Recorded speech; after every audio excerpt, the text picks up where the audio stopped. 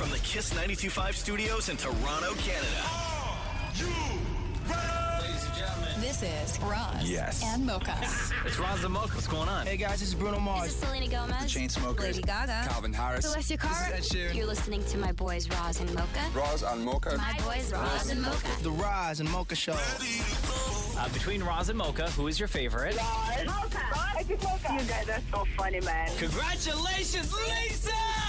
Wow! You just won $1,000. That's amazing. Y'all just made my entire morning. Keep it up. You guys are awesome, man. This is the Roz and Mocha Show podcast. I love this podcast. Hey, Mocha. Yeah. You ready? Yeah. Let's do the news. The Roz and Mocha Show podcast. News break.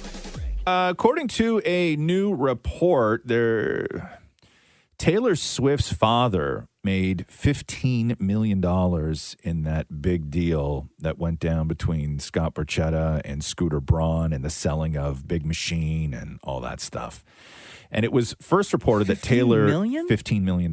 Yeah, because it was first reported that Taylor Swift had no knowledge of it and found out through a phone call after it was a done deal. But now there's sort of questions into whether that is actually the case. So years ago, the story was the big criticism with Taylor, which was unfair at the time, and it's certainly unfair now because she has done everything in the world that an artist can do. But the big story at the time was that her father bought her career because her dad was this rich former Merrill Lynch guy, right? Yeah, and it was his record label, right? No, so what he did is that he went to, I guess, Big Machine, and he invested, he gave Big Machine $500,000 at the time. Okay. Which worked out to 5% ownership of the company. So a small amount. And then everything happened. Taylor took off. She built it herself. Nobody's questioning Taylor's genius, okay? But when it came to the deal to sell Big Machine and Taylor's catalog, that big controversy that went on, there was a non-disclosure agreement signed phone call that was supposed to take with the 5 owners of Big Machine. And Taylor's dad recused himself from the phone call at the time because he was like, listen, Scott Borchetta owns 90% of this company. Whatever he's going to do with this company, I don't need to be on the phone call. And if I'm on the phone call, it's an NDA call, so I won't be able to tell my daughter. Yeah. So he didn't do the phone call. Did the right thing. So did he then tell Taylor that it was all going to happen? Because the phone call happened 48 hours before the deal went through. Scooter Braun wound up making he paid $300 million for it or whatever it was. And then he flipped Taylor's catalog, everything, all that stuff. So what has come out now is in that whole deal that, pissed Taylor off so much with Scooter Braun is that her dad's 5% was still in there. And according to the report, her dad walked away. Taylor walked away furious. Yeah. Her dad walked away with $15.1 million. And he didn't say anything to her about it. I assume he did. Because that was the reason he didn't do the phone call. But Taylor's... And the other question is, did he give any of that to Taylor? Well, that's... Under the assumption that he told her, right? I don't think he would have. It was his investment. It was his portfolio. It was his $500,000. But it was his daughter that made that record label what it then became. Yeah, but she made way more. Yeah. When? Not in that deal. No, I'm just saying in general. I mean, it can be argued, did she make Big Machine or did Big Machine make Taylor Swift? Right? I say she made Big Machine. See, I think it can be argued the other way. Fully. And I'm sure they would too, right? But no, I don't think her dad gives her the 15 mil. No, I don't not think all so. of it. No, I don't think. No, I wouldn't. A portion. No. I didn't say all of it. No, I brought you into this world. No, yeah, exactly. Thank you, Shem. I brought you into this world. I bought you that guitar that you learned on. Now watch me bring this money to the bank. I was the one driving you the vocal lessons. Sequence all over the car. Every time you had to go do a talent show, I was the one on my knees cleaning those up. There you go. When you were growing so fast, couldn't keep you in jeans. I was the one that kept buying you jeans. Taylor's tall. Yes, she is. Yeah. That's a bugger for a parent. When you got a kid that keeps growing and growing, expensive. I'm not saying it's $15.1 million expensive, but I think we have to take the jeans into consideration, right? Shoes ain't cheap. So I don't think he gives her any of the money, but that's sort of how it all went down. But Taylor's dad, walked away with 15 mil from that deal. The Roz and Mocha Show podcast. Al Pacino is a dad again, although the whole thing... Again? The whole thing was just announced because remember it came out that his 29-year-old girlfriend, Al Pacino, by the way, 83, 29-year-old girlfriend was pregnant, and then it was are they together, are they not together, all this other stuff. So they just had the kid. It's a boy. Oh, no congratulations. No details on the name Young yet. Pacino. Yes. But Chelsea Handler released a video talking about horny old men on her socials, and she points out Al Pacino, Robert De Niro, Alec Baldwin, and Elon Musk. So listen to this. There's a new epidemic sweeping the country, and no, it's not another virus. It's worse. Horny old men who won't stop spreading their seeds. And don't even get me started on these 4 horny old men who have never met a broken condom they didn't like. They cannot stop procreating. Between the 4 of those guys, they have 32 children. Robert De Niro just had his 7th child at the tender age of 79. Elon Musk clearly isn't as old as Murdoch or De Niro. He's not in his 80s, but because of his personality, he may as well be. So how do we protect the women of the world from horny old men? Don't worry, I have a plan to stop this madness, and I'm offering to put myself up for auction for any available octogenarians. You can find me on eBay or DoorDash, and for 20% off, you can use the code SUGAR. Actually, maybe all these old men should put themselves up for auction. After all, they are antiques. Horny old men. It's never worth the money. That's so good. It's never worth the money. I love Chelsea Handler so much. You do, huh? Yeah. We're going to, Jen and I are going to her show. You are? Yeah. I've never been a fan. No? No. Oh, no, dude, she's so funny. No, don't get me wrong. Don't get me wrong. I shouldn't say that. I think Chelsea as a person, I love her, right? Uh-huh. I'm not a fan of her comedy. Oh, okay. Yeah. I'm not a fan of her. I don't know. Her last stand-up of her special show. on Netflix? Yeah. Oh, man, it was good. Yeah. So good. Yeah. The Roz and Mocha Show podcast. Do we have time for Schwarzenegger?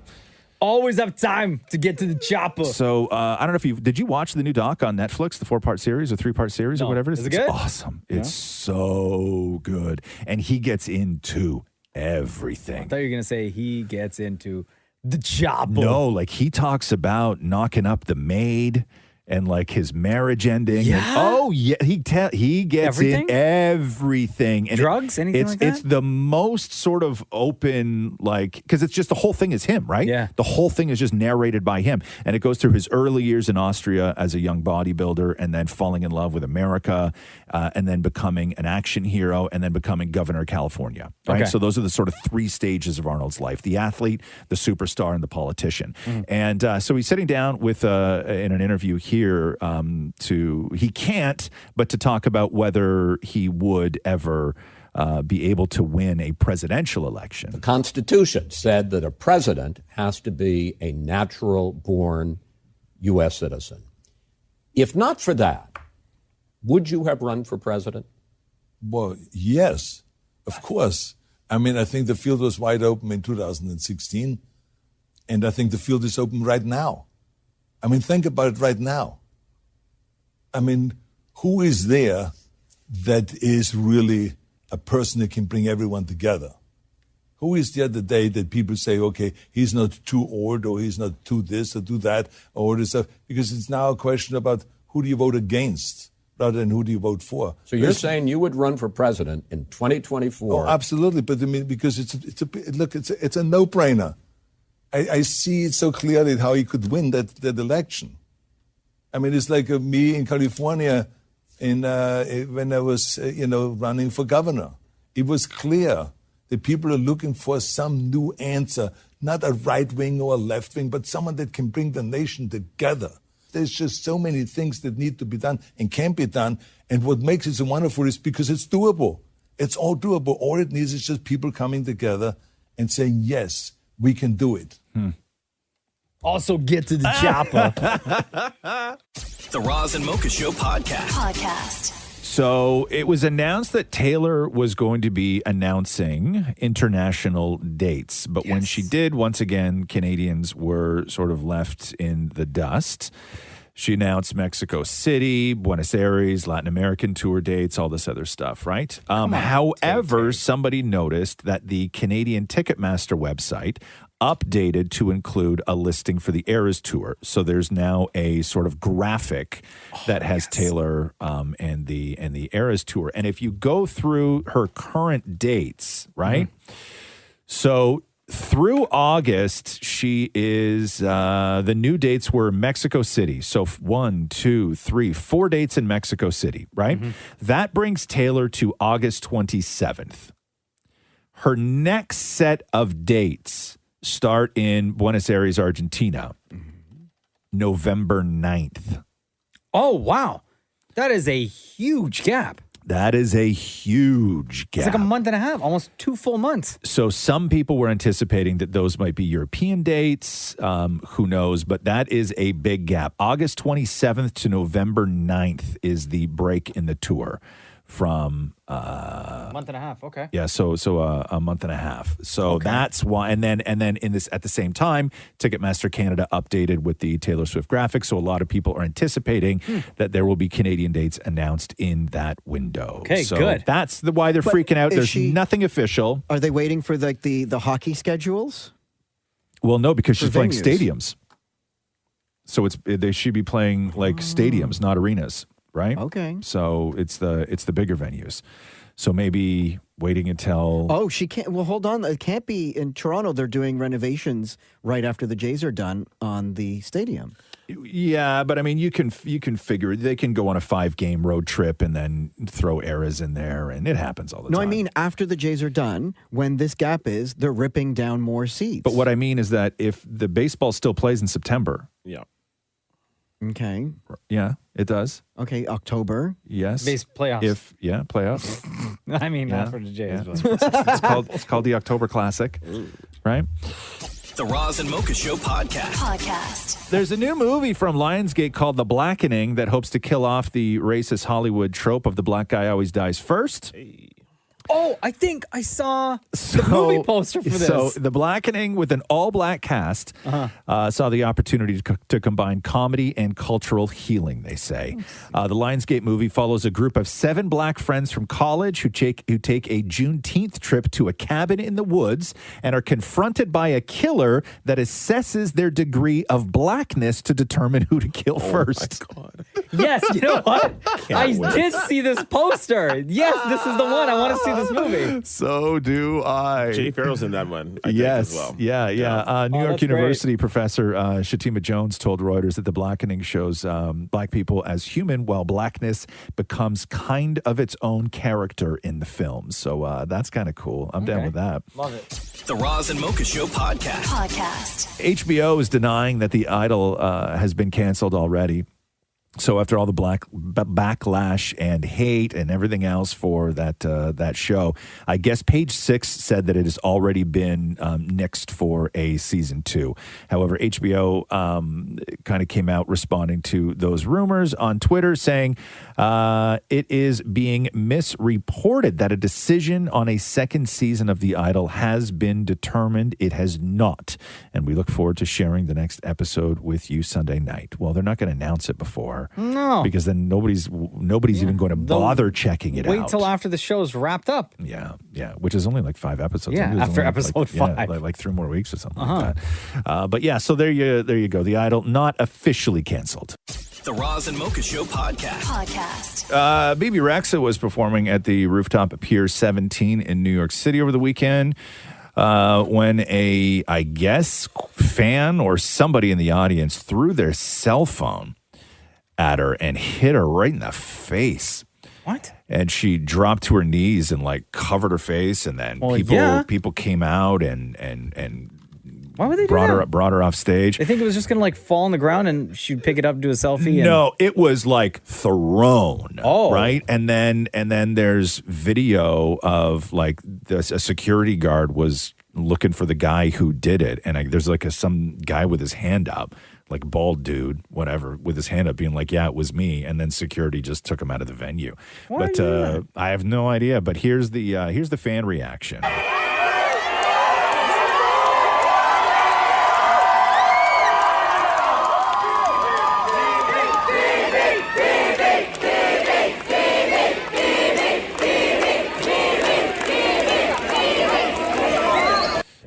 So the extent of her injuries are unclear, but unconfirmed reports indicate that Bebe Rexha needed 3 stitches under her left eye. So sue that guy with that, right? The Roz and Mocha Show podcast. Bella Montoya, the 76-year-old Ecuadorian woman who seemingly rose from the dead at her own funeral on June 9th. So there was this, she's 76 and she was in the hospital and she had, I believe, suffered a cardiorespiratory heart attack thing. Mm-hmm. And she was pronounced dead. And they organized the funeral, put her in the coffin, put the coffin in the funeral home. And then she was in there for about 5 hours and then started knocking on the inside of the coffin at the funeral. Like, let me out. And then they opened up the coffin and she was in there, not in great shape. And her family and everybody was around her. And then they took her and they brought her back to the hospital that had pronounced her dead. Mm-hmm. And now she's actually passed away officially. Uh-huh. Her son, Gilbert Barbera, said, "This time my mother really did die. My life will not be the same." So she spent 5 hours in that coffin. And then she passed away, I believe, or the other day. And they made the arrangements for her funeral at the exact same place where her funeral was on June 9th, where she started knocking on the coffin. Well, she starts knocking again. Right? Like, pick a new spot at least. This poor family. Right? You got to, go to... They probably got credit at that place. Yeah. What do you do with the last couple of found days of your life? Nothing. She was she was in the hospital. Had to go back to the hospital. She was dying. Yeah. She just wasn't dead yet. Do they know whether or not that time that they pronounced her dead, put her in the coffin, she was in there for 5 hours before knocking? Yeah. Could that have been, I guess, the additional cause to No, her she was not. She was not going to make it. No, but to Mocha's point, there's not the best air in a coffin. There's not. No, not at all. Man, that's sad. And then you're like, how often can this happen? And so earlier this year, an 82-year-old woman was discovered breathing by funeral home staff after she was already pronounced dead and brought to a Long Island funeral home. And then around the same time in Iowa at a nursing home, they were fined $10,000 for pronouncing a hospice patient dead and shipping her off to a funeral home when she was actually alive.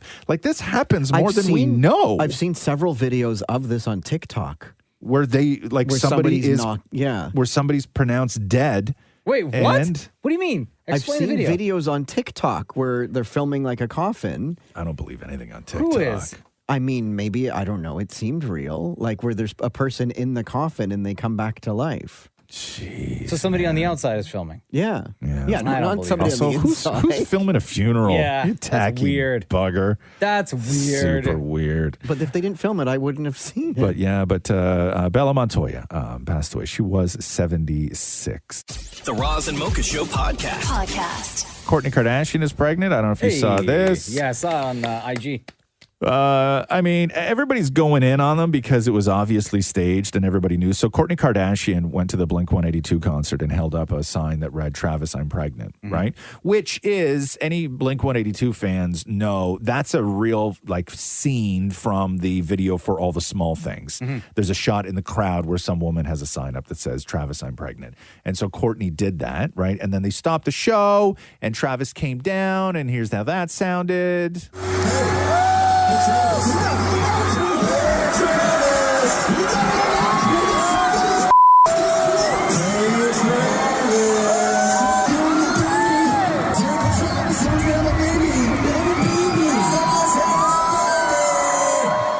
So Kourtney officially stopped IVF treatments back in February 2022, and she captioned this post, overwhelmed with gratitude and joy for God's blessing and plan. And people are going in on them because they're like, oh, that was so staged and Travis knew. And of course he knew. right? This is all for the TV show. It's all, yeah, like it was. That's the first thing that came to my mind. Like she's showing, very, very much showing. Like she knew. But the thing with the Kardashians, right, and anybody famous for that matter, like you try and maintain things privately, but then eventually you have to go public with it. And that's a whole other reveal, right? Sure. So why not just reveal it this way? But everybody's like, they're watching this video feeling cheated because Travis knew and this wasn't a surprise. Like, what business is it of yours? So, like, you demand to be there when he finds out? Yeah, you Like, tell all of us. Like, what kind of people are these that are pissed off? Yeah. That you like he knew before you did. He's the dad. When are we getting the invite to the gender reveal? Thank you. Right? When do we get to come over and meet the baby? Like, I can't believe people are like, oh, he knew before we did. He's the dad. It was obviously staged that way for the TV show. Yes, right? Which I'm yes. totally fine with because that's all I know the Kardashians from. Thank you. Right? Everything Yes. is public. Everything is Yes. just the way it is. I mean, he acted I'm not surprised mad. very well. That is the thing. Is that he did very much act surprised. Like, oh my God. Like, I'll give him that. Like, he He's a really, great really, actor. he really did. But I think that people in that room thought that they were sharing a moment with Travis, and now they're pissy about it because Shut up. he knew ahead of time. The Roz and Mocha Show podcast. There's somebody who runs something called Eric's Architectural Salvage in L.A. Is his name Eric? Yes, it is. Eric from Eric's Architectural Salvage. Yep. I guess there was a house, a big mansion that Jay Z and Beyonce stayed in. And what they've done is, I don't know whether they're going through a reno or something like that, but they've gone through this house and pulled out things and are now selling them. Like what? Right? Like the bidet Ugh, no. for $2,400? No. No? First of all, does anybody in this room think Jay Z is using a bidet? Yes, I do. You do? Absolutely. I don't think so. Interesting. You do, Shem. He got a little more bougie. He got money, you know. You think? Oh yeah, I guess yeah. you're right. I guess Rich I guess. people clean. I just think that it takes too long. Like, I think Jay Z is a man whose time is precious. Yeah. Where What about I the don't think business? he's messing He can around still on use his a phone while there. on a bidet. Sure, he's got a bidet guy. No, because you don't sit on a bidet. You have to hover. You have to hover and type? No, it's too You don't risky. hover and type? No, hover. Where would I hover? I don't know. No, You don't have a bidet? no. Who hovers? Have you Where- not been where listening are to him you- talk about this story? Does it sound like he's somebody who owns a bidet? Where are you hovering? On a public toilet, you hover. I see. I don't do that. I had this argument yesterday with Catherine in the car. She wanted to stop somewhere. I don't know, like at birdhouses or something. And I got really. Okay. Listen, we were out, right? Yeah. And I had 3 eggs for breakfast, and it just wasn't going well for me, right? Uh-huh. And then we were pretty far from home, like 15 kilometers, kind of thing. And then I was like, hey, I gotta go. And she's like, why don't you just go in the restaurant? I'm like, listen, Savage, I don't do that, right? Uh-huh. I'd rather wait and go and enjoy myself, right? And then she started getting mad, and then we were driving up a country road, and she saw like a little roadside thing that was open where they were selling strawberries and birdhouses. And then she slams on the brakes and pulls into this guy's driveway, and I am in the passenger seat, and I go, Oh, no. no! Oh, Right? no. And then it became, why didn't you go in the restaurant? And I was like, listen, it's Father's Day. I get to choose where I poop on Father's Day. And then she reversed out of the driveway. We did not get out of the car to look at bird houses. I thought you were going to say that you pooped inside of a birdhouse. Nope. So No, where I did you go? not. I went home. I waited until we got home. So she didn't get no strawberries? Nope. She got no strawberries, no birdhouses. And I'll tell you what, by the time we got home, I had lost my window. So you Couldn't go. won? Did you Couldn't win? go. Couldn't go. So how long Couldn't go after because you of the went fight. home? I was all tense from the fight. Right? So how long after you got home were you able to finally? Today. So where did it go? Yeah. What? Just hung out there. All day? Yep. All Yep. day yesterday? All day. All last night? Yep. It didn't even wake you up? Nope. No. Sore belly. Didn't feel great. But, what are you going to do? I'm surprised. Go back and get her some strawberries at a birdhouse. I'm going to have to now. Poor girl. The Roz and Mocha Show podcast. A lot of people don't understand sort of the significance of Juneteenth. Like people, I think, know in America that it's like a very American thing, Emancipation Proclamation Day. But I think that when we are unfamiliar, Shem, with sort of cultural holidays that don't align with the way we grew up, I think one of the reasons why people don't sort of celebrate in their own way or celebrate with others is because we don't know if it's like a solemn thing or if it's like a party thing. Can you say happy Juneteenth to people? Like, I think that people don't know how to sort of treat Juneteenth, and therefore a lot of people don't participate in Juneteenth. Totally fair. And I think you can definitely celebrate because it is a moment that should be honored and celebrated. Definitely. Yeah. Definitely celebrate. And is there anything you're doing? Oh, do we do it like it's big? It happens in Canada, even though we had a completely different date, different time, Sure. right? It's much more of a States thing. Like my sister who lives in the States right now, they're actually having a big barbecue and then all sorts of different things. Yeah, because I was looking through like a bunch It's of a holiday in the States, right? Yeah, it is, but only recently, as of like 2021 kind of thing. Totally. But I was looking at a bunch of stuff like Juneteenth events, and it was like barbecues and like comedy festivals and like all this cookouts. There we go. And right? Yeah, it's a party. Like, damn. It's lit. Get in on that. But yes, the origins of Juneteenth date back to, it was June 19th, 1865 in Galveston, Texas, when they announced that the slaves were free under the Emancipation Proclamation. There you go. What are you doing for it, Shem? Oh, I'm going to FaceTime my sister while she's at a party. You're going to FaceTime her while she's at a barbecue? Well, what do I got? I got to work. Oh, that's mean, man. That's mean. Really, I should have the day off now that I think about it. Oh! You know what I mean? True. Right? True. Damn birdhouses. The Roz and Mocha Show podcast. So after 3 years and the $20 million they were paid and only 13 episodes of content, the Meghan Markle podcast has been canceled at Spotify. But you have to listen to this. Bill Simmons, who is Spotify's head of podcast innovation and monetization, has his own podcast called The Ringer. And he was on there on his own podcast on Friday talking about Meghan and Harry, where he calls them grifters. Listen to this. I'm going to pose this question to you. You do a lot of business deals, a lot of negotiations. I do. Well, let's just. I wish I had been involved in the Meghan and Harry leave Spotify negotiation. The grifters. That's the podcast we should have launched with them. I got to get drunk one night and tell the story of the Zoom I had with Harry to try to help him with a podcast idea. Do it. It's one of my best stories. Dude, there hasn't been a Drunk Simmons podcast. Let's both get drunk and then it'll just be drunk. Save that idea. It'll be really easy. The grifters. Here's my... Wow. Yikes. Drama. So they announced on Thursday that Archetypes was not coming back. Archwell Productions, which is Meghan and Harry's production company, they said in a joint statement that they mutually agreed to part ways with Spotify. And because if you remember, they had that deal for like a year.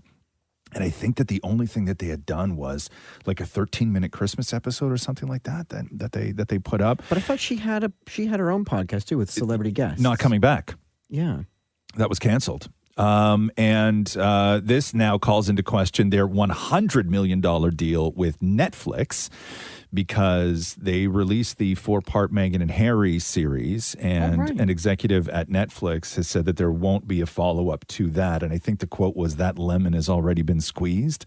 So who knows whether they're what going else to... were they going to do? Who know? I don't know. I don't know, like charity docs and stuff like that. I don't know. I don't know what their plan was. But that deal was reportedly worth $100 million. And according to the Wall Street Journal, that Meghan and Harry will not be getting the full $20 million payout from Spotify, because they just simply didn't deliver the content that was promised. Damn. That sucks. Bro. The Roz and Mocha Show podcast. Huge Stranger Things news. So Arnold Schwarzenegger, who is, if you remember, they announced him as the action ambassador, the chief action ambassador for Netflix.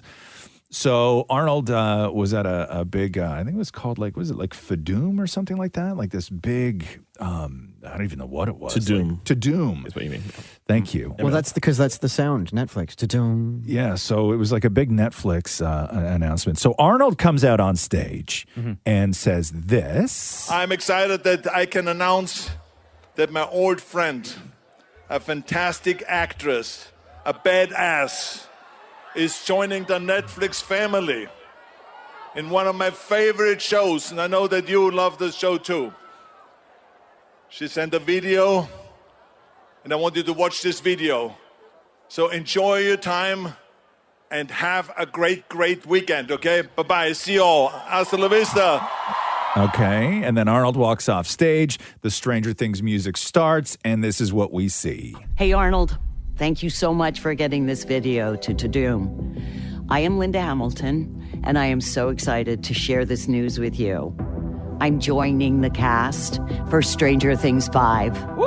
I don't know how to be a fangirl and an actress at the same time. I'm going to work on that. So, good to see you, Arnold. Let's get dinner soon. And everyone else, I'll see you in Hawkins. Right? Kind of badass, huh? But also at the same time, why are you hyping us up when you haven't started filming yet? And they can't because of the writer's strike. No, I know that. Yes. Save that news, though. But you got to keep the hype going, Yes, Mocha. I You have to agree. keep the hype. I agree. For sure, but what if they don't start filming for like another year? But we already knew it wasn't coming out until 2025. Still. Right? Like, we knew that already. It's not like it was supposed to come out this summer. They should have filmed it back to back. I fully agree because the kids are getting older and who knows. But anyway, Linda Hamilton, Terminator 2, total badass. Yeah. Love Linda Hamilton. And I love that they take these sort of retro icons and sprinkle them into Stranger Things, nostalgia. Like, it's just amazing. Yeah. It's so great. I love her and I can't wait to see her in this show. The Roz and Mocha Show podcast. So I don't know if you saw it. The Vegas Golden Knights held their Stanley Cup parade, and it was that night in Las Vegas. On the strip. On the strip. Come on. And it was, wow, they were all sitting there with like no shirts on, and like it was crazy. Wet, soaking wet. And William Karlsson did, like, you know in movies when you see like a drunk guy do a best man speech where he's like, I love you, man. Yeah. Like, this guy did this, but only in front of like thousands of people. Listen to this. Okay. You guys can hear me? Yeah, you hear me? So, this guy, this effing guy. Yeah, I know. So, This is going to be me at Roz's. he was here day one. Yeah. And I know you have been here day one. Yo, but the crowd loves Loved it. Yeah. They absolutely love it. And at some point, a woman comes out to try and take his microphone away. Oh, really? Yeah. You'll hear it when they start booing. Oh, right. Yes. Played Arizona in the first game, and we beat the out of them. And then didn't they try to cut his mic as well? They grab it away. And he kept going. Yeah. And I had no points. Right here. No points. But that's okay. Yes. Because at year one, I was pretty great. Eating it up. The But crowd. you guys were greater. And we've been... That's when they tried to take the microphone away. Yeah. And then how'd he get it back? He didn't let it go. Pass it to Marshy. Marshy, you got something to say? No. That's my Listen mic. to me. You can get your own mic. We've been waiting for 6 long years. 6 long years. For this guy to be MVP Oh, they loved it. They take his microphone away, and then if you watch the video, a security guard comes out, grabs William Karlsson, picks him up in like a fireman's carry, and takes him off the stage. Did he drink from the cup before the speech or after? Before. Like, first of all, they were all loaded, and they're all wet, shirtless, like oh my God. You don't know if it's sweat or champagne or whatever. That's going to be me at Roz's wedding. No, it's not. 6 long years. See? The Roz and Mocha Show podcast. Bebe Rexha posting on Instagram and TikTok to give fans on an update on her condition. So if you remember the other night, she was doing a show in New York and a fan threw a cell phone at her while she was performing. So mean. And okay, so we'll get to that in a second. So Bebe Rexha had quoted her own song, just writing, I'm good. And then a little video of her taking her sunglasses off where you can see her black eye, and above her eye, she's got like a bandage and stitches and everything else. Nicholas Malvagna, a 27-year-old concert goer, he was from New Jersey, was arrested on assault charges for intentionally throwing the phone. The Manhattan District Attorney's Office stated that Nicholas confessed to intentionally throwing the phone at the end of the show, quote, because he thought it would be funny. To throw a phone at somebody's face? Yeah. Idiot. Yeah. So is she going to like press charges? He did it because he thought it would be funny. Stupid moron. So he was out with no bail. So that is the latest, but her eye looks. Have you seen the picture of it? Yeah, like terrible. Yeah, and that like first of all, I don't want to compliment the man on his aim, but when you're 18 feet away from somebody and you got a phone and the size of a head, like that's not an easy shot to make, right? No, like, but the phone's heavy, right? And it's heavy, and it was like when you watch the video, like it was a direct hit. Yeah, and you have to. It's not a toss. Like he whipped that phone. Whipped the oh my God, yeah. Moron. The Roz and Mocha Show podcast. Ever had Jock Itch? Well, I am an athlete. That's not the question. Why are you asking? I was asking if you've ever had Jock Itch. Does it look like I do today? I mean, are you scratching a lot down there? No, I've had it before. You've Yeah, had Jock Itch? Yeah, when you just get like really, really sweaty. Yeah, but for like a prolonged period of time. Oh no, like No. day of. But like, Jock Itch is a thing where even after a shower, you're still itchy down there. Oh no. Oh, you've never had No. Jock Itch, where it's like I believe it's a fungal infection Oh. or No, I've never had that. prolonged fungus that you have to use like Gold Bond and all sorts of that- creams. no. Oh, so you've never had Jock Itch then? No. Extreme athlete like me? No. Surprising. Yeah. Surprising. Right. Adele, who we love for being so candid with her fans, was on stage in Vegas talking very openly about Jock Itch and how she got it. I do my shows, I wear Spanx, keep it all Spanx. and I sweat a lot, but it doesn't go anywhere, so I'm basically just sitting in my own sweat. So my doctor gave me Jock Itch. Do you guys know what that is? Jock Itch is Jock Itch. That's what it's called, right? So she was talking about how when she performs, she wears Spanx and she sweats and there's nowhere for the sweat to go. So she's standing up there just stewing in her own sweat. You can't go nowhere. And it gave her Jock Itch. Oh, so poor then she girl. had to treat her Jock Itch. With like Gold Bond or something. Yeah, something like that. I mean, Gold Bond kind of burns. Like, I Does don't know it? if you want to Oh. put Gold Bond down there. Yeah. But maybe, I guess people. Or she people saw the do. doctor and doctor gave like baby powder. No, you have to. No, you not have to baby alleviate powder. like baby powder. Like you have to alleviate the fungus. Mm-hmm. Like baby powder is not going to alleviate the fungus. it works when you've shaved. Baby powder will dry you out. What's that? It works after you've shaved. What do you mean? Baby powder? Yeah, No, like does if you it? shave down there, you But can we're not put some talking. We're not. I know, but we're not talking razor burn, Maury. We're talking I'm Jock saying- Itch. Yeah, where it's helped with itch. No, but you get itch from ingrowns. You got like pimples down there. Yeah. And just being gross. Yeah, you don't. Or You don't have. crabs. You don't have crabs. Where did this come from? Just things that make you itchy. No, we're not. That's not the conversation. The conversation was never things that make you itchy.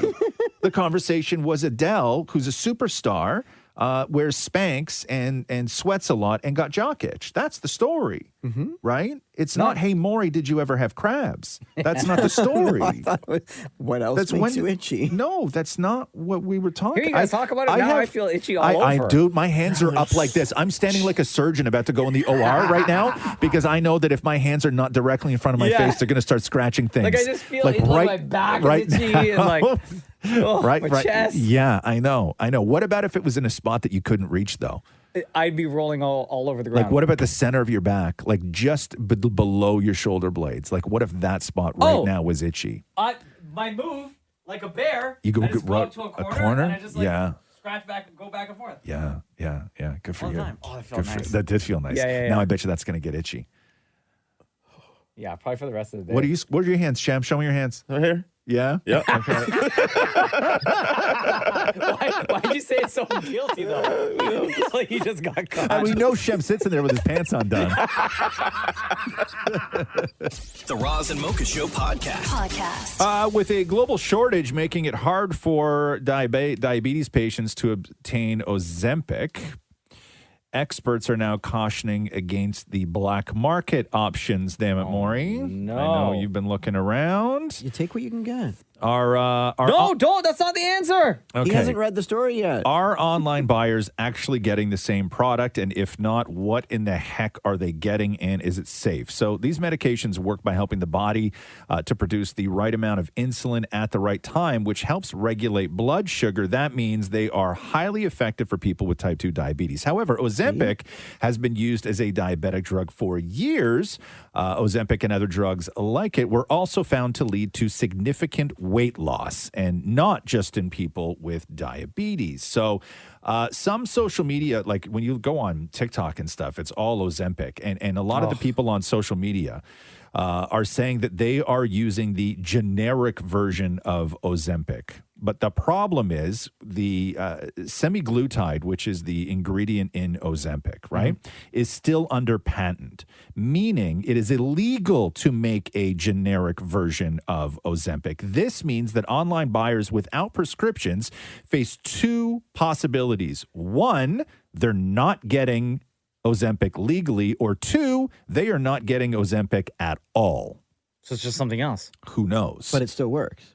Does it though? You didn't say. You just said that they're not getting, like, it's not. But what I'm saying is that it could be something like acetaminophen, or it could be something like. Okay, so then my headache goes away. Or it could be something like not fentanyl. What's the what did they used to put in all those like meathead weight loss stuff for working out? I got hydroxycut. Yeah, what was in the that? ingredient in that? Yeah, because I screwed myself up on that years ago, real bad. God, they don't sell that anymore, do they? Not with that ingredient in it. I don't remember what that ingredient was called, but anyway, it could be that. So you just got to watch out. If you're going online trying to buy Ozempic or Wegovy, is that the other one? Wegovy that I hear advertised all the time? Just make sure you're getting what you are getting, which I don't know. I don't even know Yombi how. extract? I don't even know how you get that. No. It was it's very common. Or I'll find leave it for the diabetics that need it.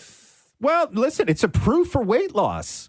It's approved. The problem is that it's so popular that you can't get it. And so people are flooding social media saying that they're using the generic version. And it's either an illegal version of the legit version, or it's just not that at all. What's the generic one called again? There is no name on the generic version. Where you talk about acetaminophen, which is like what's in Tylenol. Yes. Prozempic. No. Lozempic. No, look up, Maury. Look up what used to be in hydroxycut. Before they That's what the generic, the no selling frills it. version of it should just be called Lobenzic. Give me 1 second here. What was it called? Ephedra. Yes, Ephedra. That's what you can no longer. That's what you might be getting, which is not good for your liver whatsoever. I took this. What? Yeah, it's not good. Oops, dude. I had a. When? Recently? Like a couple years ago? No. Then you would not have had the Ephedra version. Oh, okay. Yeah. The new sort of version of hydroxycut doesn't. Because I got this on Ephedra like in it. Amazon or something. Yeah. It doesn't have. It doesn't have Ephedra in it anymore. And it didn't work. Yeah. Well, that's really. Maury. Anything? You just want to take a pill that makes you lose weight, right? Well, it's easier, less work. Yes, true. Yeah, true. You're not going to take Ozempic at all, Mocha? No. You're not into that? I don't know. Shem? No. No? Just exercise and eat healthy. Yeah. Why though? Why? And pray. Yeah. Wouldn't you rather take a pill than pray? I sure would. No? No. Man, praying ain't going to do nothing. What if they called it the Jesus pill? No offense. No. You would rather, wait a second. So you would rather pray the weight away. Yep. Right? Than take something like Ozempic or Wegovy or anything like that. Yeah, then you get addicted. I'd rather be addicted to Jesus. Addicted? I'd rather be addicted to Jesus. I was on years ago, and I guess it was like maybe late 90s, 1988, 1989. I was on the bus, and this is before cell phones, before Blackberries, before anything else, right? Uh-huh. And I had like a day planner where you used to like write all your like appointments and everything else down in it, right? Uh-huh. And I was sitting on the bus one time, and this guy walks up to me, and he's like, "That is a really, really great day planner." And I was like, thanks. And he's like, let me ask you a question. Do you have any time in there for our Lord and Savior, Jesus Christ? Hey, man. Oh! Great line. Great line. That's amazing. Wow. Yeah. And then after that, the day planner stayed in the bag, and I carried a soft cover copy of American Psycho with me. Oh my and God. that was the only thing that I opened on the bus. And I never actually read a page. I just would sit there with it open on my lap. Nobody's going to ask you about American Psycho.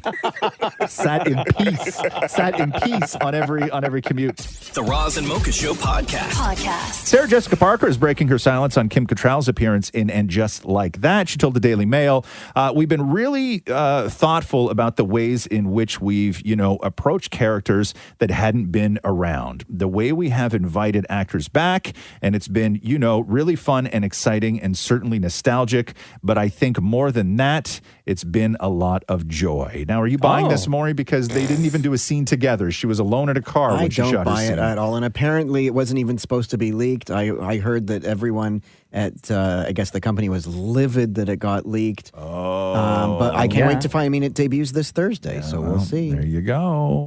The Roz and Mocha Show podcast. The race is against the clock right now to rescue that submarine carrying 5 people that went missing. Off the coast of Newfoundland when they were going down to see the wreckage of the Titanic. So the sub lost contact about an hour and 45 minutes after submerging on Sunday morning with 96 hours of oxygen supply inside the thing. The U.S. Coast Guard immediately launched a search and rescue operation. So the craft is only about 21 feet long. It's called the Titan. In coordination with the Canadian Coast Guard, the Canadian Armed Forces, but the whole thing is being run out of Boston as it is right now. So the vessel can go as deep as finding a vessel that can go as deep as what the submarine can go is the problem because there's none of those in the area. Right, so they can't bring in like another sub. Yeah, I but guess it it's would take too thousands of long. miles away. Like Yeah, it's. I think there's one in Massachusetts and there's one like a couple other places. So they need to get something that can go 13,400 feet below the ocean's surface, and they say that the odds are against them right now. And if they do manage to rescue this sub, it will be the deepest recovery mission in history. So here right now is Rear Admiral John Mauger of the U.S. Coast Guard talking to Good Morning America. Our crews in the Coast Guard and partners across both the U.S. government and within Canada and the private sector have been working round the clock to bring all capabilities that we have to bear on finding the submersible and locating the people. And so over the night, we flew multiple sorties, or over the last 24 hours, we've flown multiple aircraft over the site looking for any signs of surfacing of the submersible. The area that we search is roughly about the size of Connecticut. As we continue on with the search, we're expanding our capabilities to be able to search under the water as well. And so we have a commercial vessel that's on scene now that has remote operated vehicles that will give us the ability to search under the water as well. So tickets for the sub down to the Titanic cost $250,000 each for the 8-day trip, including dives into the wreck. One of the participants is somebody by the name of Hamish Harding. He's a 58-year-old British billionaire and explorer who is among those on the missing sub. So even if they locate, you're going to need obviously more vessels to be able to bring it back up to the surface. So right? what they said, right, is that if they manage to get something down there, that like if engines died on this thing, right, and if they manage to find where it is through sonar and everything else, and they manage to get something down there, what they said was that it's the equivalent of a claw game in an arcade done remotely 13,000 feet under the ocean. Oh. So it's never coming up. Like that's how difficult it is to sort of latch on to it. Like if you needed to sort of tow it up. Yeah. That's what it's not as easy as like it's like. slinging a hook around it. No. And then just pulling it to the surface. No, because everything would be sad. done. Everything would be done remotely, right? So so they are on the clock. So that's not. And there was something else I was reading where they were like, what should they be doing? And the person was like sleeping, because that's when you use the least amount of oxygen. Yeah. Right. They're like, I know it's probably difficult because I'm sure that they know that they've lost communication and everything else. And they were like, but the best thing they can do is actually sleep because it'll keep the oxygen in there longer. Crazy. The Roz and Mocha Show podcast. Yesterday, we heard from that guy who works at Spotify where he was calling Harry and Meghan grifters over their $20 What's million. a grifter again? People were asking yesterday. What's a grifter? Yeah. Like a hustler. Okay. Right? Like you sort of show yourself off as something for monetary gain, but you're not that actual thing. Right? I guess that's the easiest way to explain that. Am I completely wrong on that? Right? No, swindler. Yeah, swindler, right? Yeah, they're swindlers. Right. And so he had called them grifters. And then it came out today that one of the problems with Meghan's podcast, and one of the reasons why that it wasn't renewed, is that she wasn't the actual person who did the interviews for her podcast. So What do you mean? somebody else did the interviews, and then she went in after the fact and recorded all her questions. So this came out when one of the guests on her podcast was a writer by the name of Allison Yarrow. And back in August, she said, quote, excited to be included in the Visionary series. And the post that she showed was at a studio, and she thanked a producer for, quote, being an excellent interviewer. And so part of the speculation is that one of the things that they paid for was for Meghan Markle to sit down and do these interviews, and that at least for some of them, she didn't actually even do the interviews. So just question, answer. So somebody else. So there was did no them. interaction between her and the guest, because sometimes, like I guess when you could fake it. You can fake laugh and you can fake all this stuff. Talk over people and stuff. Yeah, like you can produce it up so it sounds like that. But that may be one of the other reasons why. And Kelly Osbourne was on a podcast the other day, and the podcast is called "I've Had It." And do you know that podcast? No, but it's a great name. It's called "I've Had It," and she goes off on Harry. Listen to this. I think Harry's a I do. I think he's a whining, whinging, complaining, woe is me, I'm the only one that's ever had mental problems. My life was so hard. Everybody's life is hard. Yeah, you were the prince of a goddamn country who dressed up as a Nazi, and now you're trying to come back as the Pope? Suck it. Oh, she went. Rich badness, them know a gunman style. Yeah, she went off. She went off. So, yeah. You know what really changed a lot of people is that thing that happened last month where they said that they were in that chase with all the paparazzi in New York. Everybody was like, and they got called out. Even people who were very much backing them in a lot of things were like, come on. Yeah. I think that's what turned a lot of people, because the negativity around Meghan and Harry now, it's not that it's different negativity, but it's coming from people who weren't generally negative before that, right? So, yeah. And now you're trying to come back as the Pope? Suck it. That's harsh. The Roz and Mocha Show podcast. I was just reading this article in Variety on The Flash very much underperforming, and how The Flash, Shazam, and then they have Blue Beetle coming out, and then they have Aquaman and the Lost Kingdom coming out. And those 4 movies were conceived, produced, greenlit by the executive team at DC and Warner Brothers that are no longer there. Right? So now that James Gunn is there and he's rebooting it with Superman Legacy, they have a problem of they still have to get people into these movies to watch them and possibly, hopefully, earn back the billions of dollars that they need. But there's no motivation, one, because the movies haven't been that great, but also they're not going anywhere. Like that whole world is about to end that they've created, and then the whole thing's going to be rebooted, but they have like billions of dollars on the table that they have to recoup. I know. And it's a massive problem. Like Aquaman may be the only one that will perform well out of that list. Yeah. That you just gave? I guess. But like, man, DC cannot catch a break. It's bad. Like when you look at these numbers, like I think the break even for the Flash is, so they said production budgets and marketing for these 4 films will cost between $1.1 billion and $1.2 billion. Ooh. So Shazam pulled in $133 million. The Flash opened at $55 million in the U.S. and Canada, $135 worldwide. So that's 2 of the 4, and they haven't hit $300 million yet.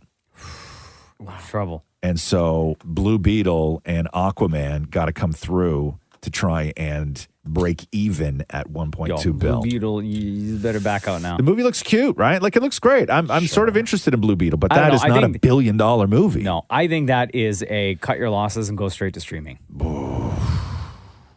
Or But I don't think they recoup movie anything theaters that way. Movie theaters for like a couple of weeks and then go to streaming.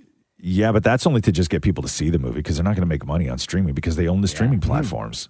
Right? Like, it's not like you're selling a movie to a stream. Like, that happens before you get to this point. They're going to have to put it in the drive-ins for the summer. Yeah, I don't know. I thought it was pretty quick for the amount of money that Fast X or Fast 10 made. Yeah. I was surprised that 2 weeks after it was in the theaters, I could rent it on Rogers On Demand. Yes. Yeah. Yeah. And that movie killed in the box office. Yeah. Yeah. I don't know, but it's not looking good. The Roz and Mocha Show podcast. The Weeknd is in a real weird position. Normally when people drop a bomb, right? Like shows that don't do well and movies that don't do well, like you have to do all the pre-press for it. And The Weeknd, very reclusive guy, never did a lot of press. And he went to Cannes and he was doing all these interviews like before the show came out. And oftentimes you have to sit down and talk to reporters because you're contractually obligated to sit there, right? Yeah. That's why even terrible movies have massive press runs. The stars of those movies know that the movies are terrible, but they're pros and they're going to promote it because everybody's got to try and recoup, right? Yep. Every dollar matters. Every single dollar matters. Thank you. But when the movie comes out and it bombs or it's not good and gets destroyed, it's very rare that the people associated with that movie still go on a campaign to defend the movie or the TV show. And The Weeknd, who never does Zachary interviews. Levi did it with Shazam, right? Yeah. The Weeknd, who never does interviews, is doing interviews like crazy now. So he just did another one with Variety that came out yesterday. No. So in the new interview with Variety, he claims that when talking about the massive amounts of criticism for The Idol, he claims, quote, that it was very much expected and that the show would be slammed by both critics and viewers. So the series currently holds a 16% rating on Rotten Tomatoes with fans and critics. So much of the criticism, as we know, has been directed at The Weeknd's acting abilities, which Variety called, quote, non-existent. And he says, we're playing with genres for this show. We're doing exactly what we wanted to do. And none of this is a surprise. I'm excited for everyone to watch the rest of the show. Like, it's so weird. Like, you're still out there trying to say we expected this. So we're the stupid ones? I guess. Funny enough, who expects the show to get killed? You guys never talked about episode 3 that aired. I haven't watched it yet. Not much to talk about. I've actually turned my PVR to stop recording. You have, yeah. I've canceled the recording. Yeah, I'm still invested only because it's 6 episodes, so I want to see how this disaster That's ends. 6 hours, Shem. I can't give somebody 6 hours. Yeah. Each episode is 2 hours? No, It's an hour 6 each. total, an hour each. Yeah. Sorry. Yeah. It's bad. It's just, Anyway, so the whole we were expecting this. It's Yeah, right. this is all part of our plan. Like, just let it go, dude. Right? We're the idiots. Yeah, thank you. The Roz and Mocha Show podcast. Hey, yeah, I love playing these. There's a woman from Florida who is gaining popularity on Instagram and TikTok because I love when the people who are turning 100 give their life advice, because sometimes it's, hysterical. Sometimes it's heartfelt. Sometimes it's just really damn good advice. So here is Mildred Kirschenbaum. I have friends who are 20 years younger, 15 years younger, and their attitudes are going to cause them not to survive to my age. Their attitude is I don't see my kids more than once a week, or the food I was served was cold. If the food isn't quite right, have an extra dessert. If you hear from your children once a week, they call you once a week, you call them once a week. There you go. Change your attitude. I try my best not to sweat the small stuff and to have a positive attitude. Hey, Right? Mildred. That's great advice. Look at you. If I was Mildred's friends, I'd be like, yo, are you talking about me? I know, right? Like, which one of your friends, Mildred? Yeah, I would be the first to call her after that went viral. I'm calling you. I'm calling you. It's so good. Oh, that's lovely. Change your attitude. The Roz and Mocha Show podcast. Emilia Clarke, a.k.a. the Mother of Dragons from Game of Thrones, if you remember that. So there was a video where she met Snoop, and I guess she's like a giant Snoop fan, and then Snoop was a big fan of Game of Thrones. And you'll hear in this, it's really difficult to hear because I don't know where they are, but you hear Snoop say something to the effect of, I would protect her eggs. I will protect your eggs any day. Yes, the dragon eggs. Baby, over here. Anyway, it's all chaos after this. But, I didn't see the video, but is it like all smoky in that room that they're in? Yes, they're yeah. backstage in a green room like before a concert. Yes. So Emilia Clarke was doing an interview where she talked about this meeting and just how important it was for her to meet Snoop. Snoop Dogg saying, I would protect your eggs any day. Where does that rank on this surreal moment scale? And give context. Hold on. 10 out of 10 out of 10. I met Snoop Doggy Dogg. He said he would protect your Hell yeah, my guy, Snoop Dogg, in the house with me. He said he'd protect my dragons. He wants to do an acting thing with me. I was cooking up. I mean, hell, I got high by proxy just being in his presence, and it was beautiful. And we came up with this idea. We're going to do a movie together. Oh my God. We're going to take over the world. Damn. It was the greatest night of my life. That is the of shiznit. my life. That is the shiznit. I'm such a fan. And then they had this guy with him called Dada, who was amazing. And then we found out that he was called Dada, as in da-da-da-da-da.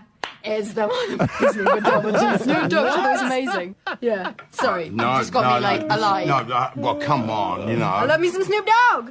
Wow, she was really Huge excited. fan.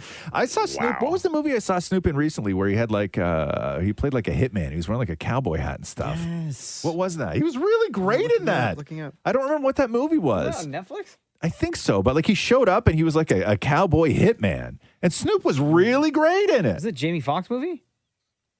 Was The Tenants? No.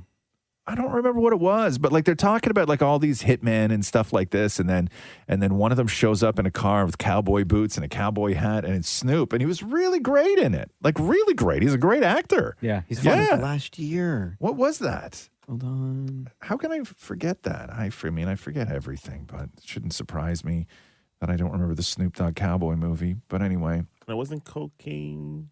No. Day Shift? I was going to say Day Shift. What was that's coming up. Oh. No, Day Shift was in 2022. That was might have- Jamie Foxx on Netflix. It might have been Day Shift. Yeah, it might have been. Yeah, it was Day Shift. Yes. It was great. Snoop was awesome in it. There you go. Right? Love Snoop. The Roz and Mocha Show podcast.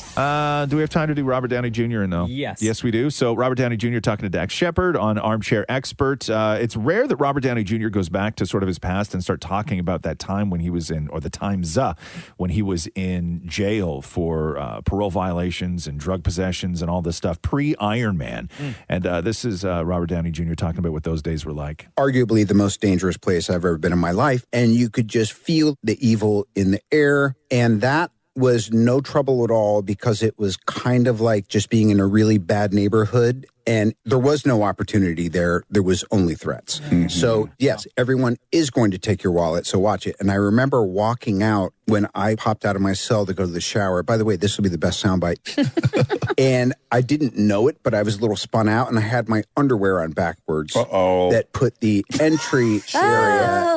It's an invitation, really. You warm as an And I invitation. remember eliciting some strong chuckles and jeers from my fellow inmates. Bro.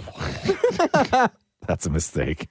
You're basically Right? saying. Yeah. Scary. Yeah. Oh, I'm scared. I'm so I know. scared of jail. Bro, don't even. I can't even.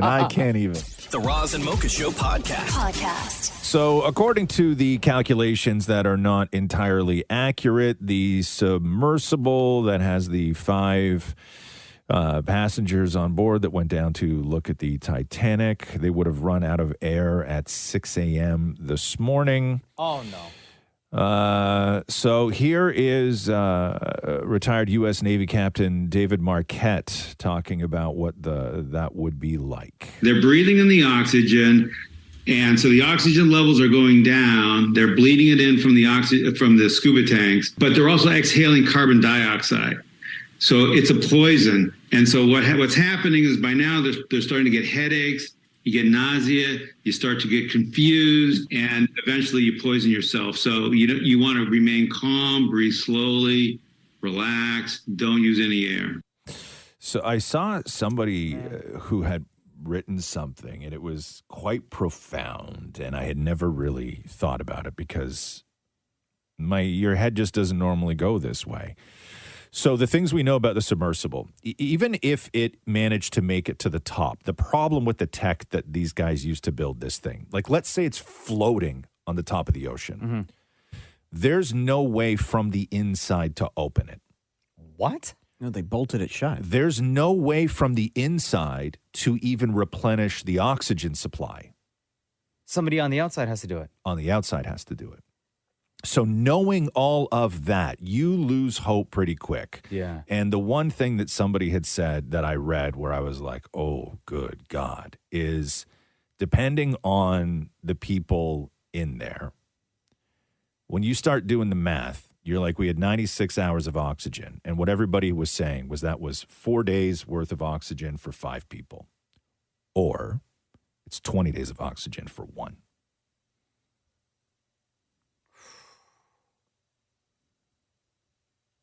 So it's not a search and rescue anymore. No, what I'm saying is. Becomes Hunger Games. Oh. But do they know that? They would all know that. That it's 20 days for 1? Because if it's 4 days of oxygen for 5 people, that's 20 days of oxygen for 1 person. Do you think that they would have gone to that extreme? How far would you go to stay alive? Oh, yeah. Right? Jeez. How far would you go to stay alive? Far. Mm-hmm. So. Yeah, I'm coming home. Yeah. Right? Yeah. I'm coming home. Yeah, you're rescuing me. Yeah. Yeah, I'm coming home. Well, I don't require a lot of air. Let me live. No. Yeah, so I don't know. And they were talking about when they said that they heard the banging, right? Mm-hmm. So on board is a retired, I think it was like maybe a British Navy guy, officer kind of thing. And they were saying that if it's constant banging, it doesn't get picked up on sonar. So when they said that they heard the banging and they thought that maybe it was from them, it's because it was every half hour. And that is the sort of protocol when you are lost at sea in some sort of submersible under the water, which is you go top of the hour and bottom of the hour, and for 3 minutes at each point, you bang like hell, and then you stop. right? That's the protocol to be found. And so that's what they say that they were hearing. So up until whenever that was, a day and a half ago, that led people to believe that they were still alive in this thing. And That's scary, you know man. that when you're on that the submersible, there's one tiny, tiny, tiny little window in the front, right? Yeah. But for the most part, when you're out there looking at the Titanic, it's from cameras on the outside of the submersible that you then watch on a monitor on the inside of the submersible. What? Wait, I thought I saw a porthole window. It's a tiny, tiny, tiny little window. So they all got to go my turn, my turn, my turn? So you got to go my turn, my turn, my turn. But realistically, if they were able to broadcast what those cameras saw to shore, you would be able to get the same experience of what they see on a monitor while you're watching it. Bro, I go on YouTube right now. Yes. And watch multiple documentaries on the Titanic. And there's also no guarantee. I was listening to an interview with somebody who had already done this trip. And when you get to the bottom, right, when you fully sink, you don't exactly know like where you are. And then you have to go looking for the Titanic, right? And this guy who had already It's done been this. in the same place. But you don't. But you don't know when you fall, it's not like you're falling directly on top of the Titanic. So what this guy was saying was they searched for 2 hours, and when they finally found the Titanic, they only had 20 minutes before they had to come back up to the surface of the ocean. That is like the biggest derp ever. Thank you. And for $250,000. No, take me down there. Take me into the Titanic. Yes. No, it doesn't Take work me to that the front. way. Let me see where Rose and Jack stood. No, it doesn't work that way.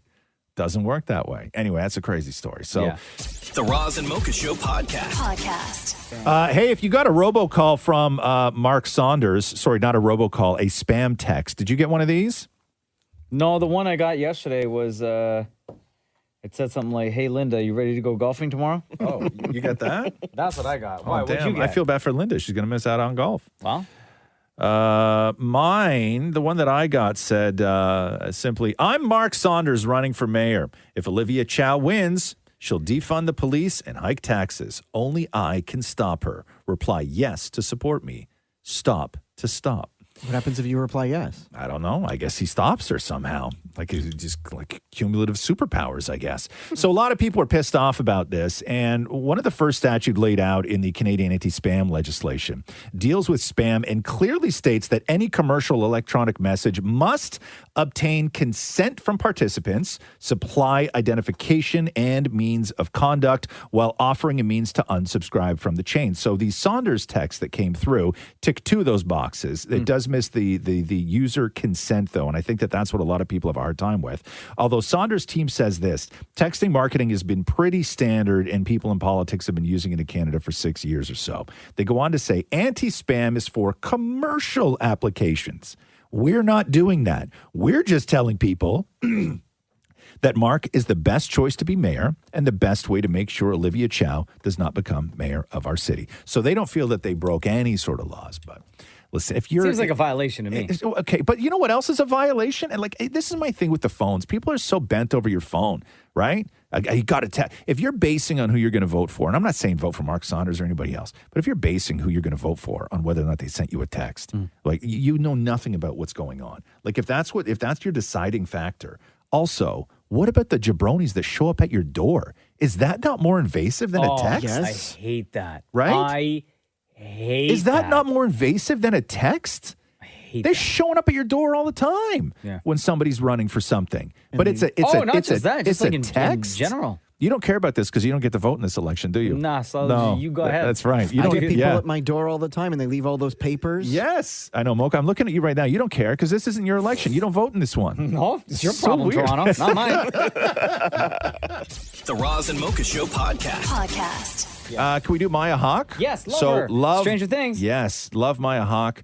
And, of course, her dad is Ethan Hawke. And Maya Hawke talks about, she was doing an interview with Andy Cohen about if she ever got in trouble when she was a kid. And, oh, man, does she come up with the greatest line ever. What was some worst trouble you ever got in as a teen? I lied about where I said I was going to therapy, and I really went to lose my virginity. Oh, what? Maya Hawke? Wow. Yeah, I can't believe I just said that, but that is true. Wow. My father was Did very, you very ever? upset. But they Find didn't your know. virginity. They only Yes. knew. Your dad only knew that you hadn't gone to therapy. He didn't know that you had gone to lose your virginity. No, and he gave me a really hard time. He went, "Where were you? Where did you go?" And I said, "How am I supposed to have secrets if I'm not allowed to tell lies?" Wow, that is such a good. Put that on a bumper sticker right now. Changing the game. I would think, knowing your father, that he actually respected that. He did. He was like, "This kid." Yes. He was like, he was like, "Oh, that's good." Curses. Oh my God. Wow, Maya. Right? A real one. Is that not a line? Knowledge. Pour one up for a Yeah. ring. Oh, wow, that's real good. The Roz and Mocha Show podcast. Man, the Kevin Costner drama with his wife is crazy. So we were talking earlier in the week how they have this giant, I don't know, $25 million house or something like that. And she didn't leave. Like, she wasn't leaving after they split. She was just like standing her ground and not leaving. And then the story was that as part of their prenuptial agreement, he had already given her $1 million and who knows what else. Yeah. So then the story shifted that in papers she filed, she was looking for $248,000 a month in child support for their 3 kids who are 13, 14, and 16. And the kicker was, in the documents, she said that that's actually less than what is required to maintain the children in their accustomed lifestyle. She says Kevin's 2022 income was $19.5 million. The family's net income after all expenses was $7.6 million. Court documents filed by Kevin's attorneys say that he already gave her the $1 million.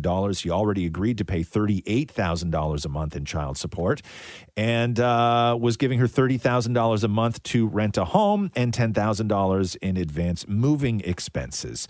So where did it all go wrong? And there was a story that they had a tenant in their house while they were living there? Yes. Like, is it like a Scott McGillivray income property kind of thing? Like you rent out the basement to offset the cost of your $25 million house? So I don't know why. No, it's tough times. I don't know why they had a tenant, but you remember how Kevin was like, I only want to go to Montana and shoot Yellowstone literally for a day and a half, and because he just wanted to stay home. Yeah. So maybe this has something to do with it, because then the story was that Kevin actually confronted this guy whose name is Daniel Starr for cozying up with his wife while he was on the Dutton Ranch. What happened with your tenancy at the Costners? They're going through a rough divorce. I'm really sorry to hear about that. Yeah. Why did you leave?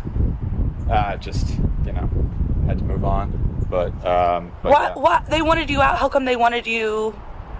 I really can't comment on that, but they're going through a divorce. They have kids. I feel really badly, and yeah, I hope that they can peacefully resolve it. There's a story out there that's saying that Kevin confronted you about hooking up with Christine. Did you? No, absolutely not. You never did? Absolutely not. No. He's a really good guy, and I have no problem with him whatsoever. Are you guys friends now? No, I mean, I just was a tenant. I just had a tenant-landlord relationship, so nothing else. What? Because you said that your tenancy was up in June, but you left in March. It was, just rentals, things go. But like I said, he's going through divorce. I'm sure he's got enough problems in this. Yeah. But you've never hooked up with her? Absolutely not. But you guys were friendly? I'm a nice guy. I try to be friendly to everybody. So, yeah. It was just... Who's that, like paparazzi talking to the guy? He sounds shook. Right? Yeah. Stumbling all over your... What do you think the... it was just tenant stuff. It was just tenant stuff. What do you think rent is living at Kevin Costner's place? I don't know. Like, if this guy... is living out of Kevin Costner's house. Yeah. What's that rent? What do you think that rent is? $5,000 a month. You think so? No way. Way more. So he was at in their guest house, right? Like they have a beach house, and I guess that he was in the sort of the guest house. And then the other thing that the wife is pissed off about is that they were planning on telling the children together that they were splitting. And Kevin took it upon himself while he was in Las Vegas to Zoom the kids and tell them they were splitting. It's a very John Dutton thing to do. He wasn't even in the same state. And she didn't know that he was Zooming them. Anyway. Anyway, that is a messy situation. Yeah, Dave, but you're right, Shem. That guy sounds trembling. So your lease was up in June, but you left in March. What happened? It was just tenant stuff. He wouldn't fix the leaky toilet. You can't live like that. Tenant stuff. When somebody says, "Hey, listen, I'm just friendly with everybody." Like how friendly? Exactly. The Roz and Mocha Show podcast. An Alberta MP is filing an official grievance with the House of Commons, calling on Taylor Swift to bring her Era Tours to Canada. So oftentimes these things are very tongue-in-cheek, and they're made to make news, and they really hold no weight. But when you actually read the grievance, it sort of makes sense. So it says this, it has come to my attention that despite much anticipation, Taylor Swift's Eras Tour has neglected to include any Canadian dates or locations as she released her international dates, which include stops throughout Asia and Europe. This is from Conservative MP Matt Genero. Swift is already halfway through the tour, which has been a boom for hotels and tourism. So do you remember this story where they said that Taylor Swift's tour will generate nearly $5 billion to the U.S. economy? Yeah. That's a lot of money. So the end of the statement says not only is leaving Canadian fans without the opportunity to see her tour, but it's also leaving Canada out of the economic opportunities that her show generates. So like, I know it's all tongue in cheek, these things, but the reasoning behind it is actually quite solid. Yeah. We want some of that money. That's some of that local money. That's a lot of that money. Hotel money and bar and restaurant money. Yeah, that's a lot of money. One thing that I can share with everybody right now. Yes. Is that Shem, who writes a lot of songs, all the songs on the Roz and Mocha Show, and performs them as well, has a new one about Taylor Swift and not coming to Canada. Damn. That will play for you at 8:10 this morning on the Roz and Mocha Show. You salty, Shem?